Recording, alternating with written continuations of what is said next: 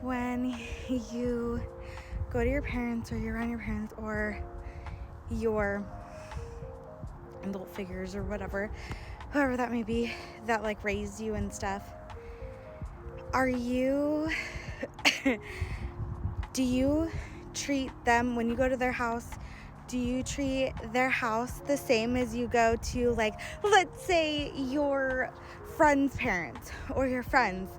You treat them really respectful. Yes sir, no sir, thank you. Like, and even if they say something offensive or anything, you like kind of laugh it off.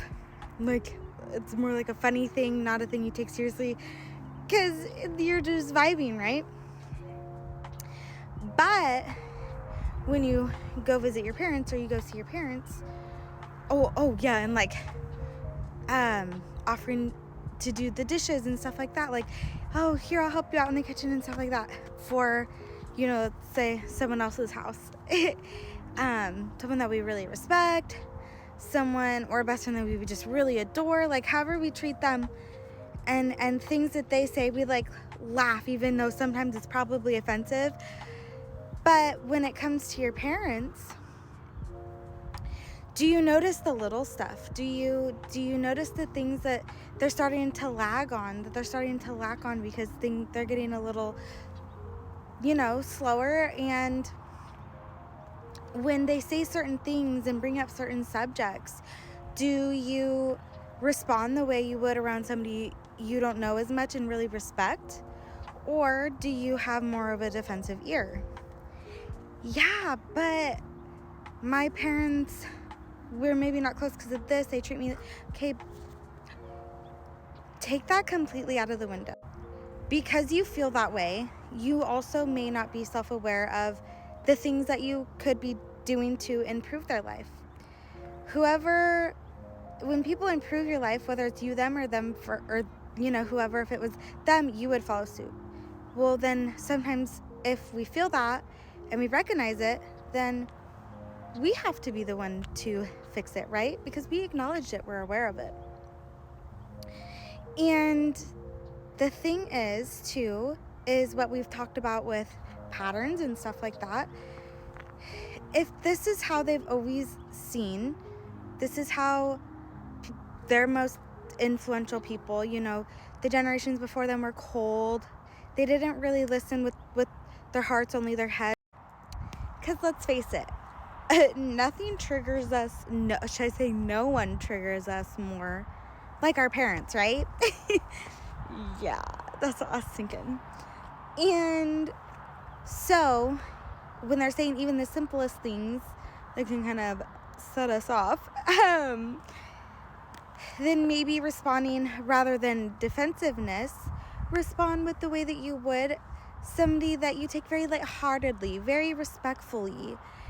And that way, because if you are soft with them and you are just letting things bounce, like certain things bounce off, and you're responding with humor, then you are teaching them how to talk kinder, how to respond. You're helping their nervous system be less on the defense, feel more soft. When you go above and beyond to, like, at their house, and you notice things, and you randomly stop by sometimes to come and fix things, then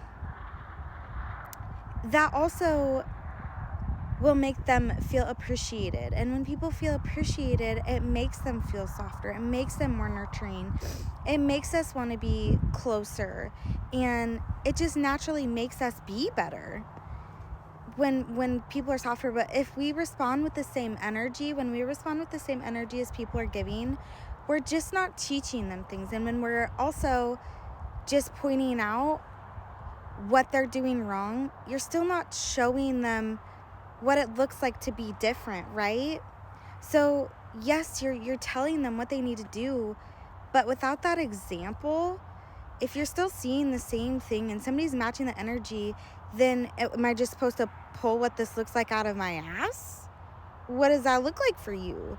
Because I'm responding how you respond, I don't know. And I'm just seeing that a lot with people too, just in general, not even just parents, but just speaking.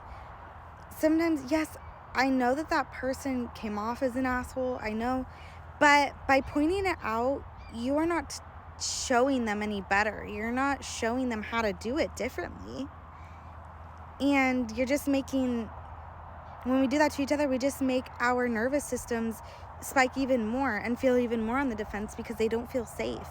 Show them what that safeness looks like if you're aware of it and you think you know how to have enough like resistance and realize, you know, in those moments, in a heat of a moment, just think of how you normally would respond and how you can respond differently. That's all they saw too. And like if your parents kind of snapped at you as kids and stuff, you know, and that's what they saw, that's how their parents did, it's just gonna keep being a continuous cycle unless you can quietly figure out how to fix it with your own self-awareness, if that makes sense. Because like I said, like we can't do something without an example. We can't be something we're not without being shown and walked through what that looks like. But that also does not mean draining your own energy. So if you still know that your nervous system gets a certain way, limit yourself. Limit yourself to just an hour with each, you know, time. That way you're able to give them good energy, hold back from your own energy, and get back into yours. But if you're there too long, it's just gonna drain your energy because but being able to get back in your own, then you can, that way you're able to still pour into them and yourself, but also like decompress what you need to decompress, because it just happens when we have triggers around people who we've caused each other trauma, you know what I mean? So just some ways to fix it without divulging and hurting yourself, making it worse, or anything of the such, you know what I'm saying? So I love you.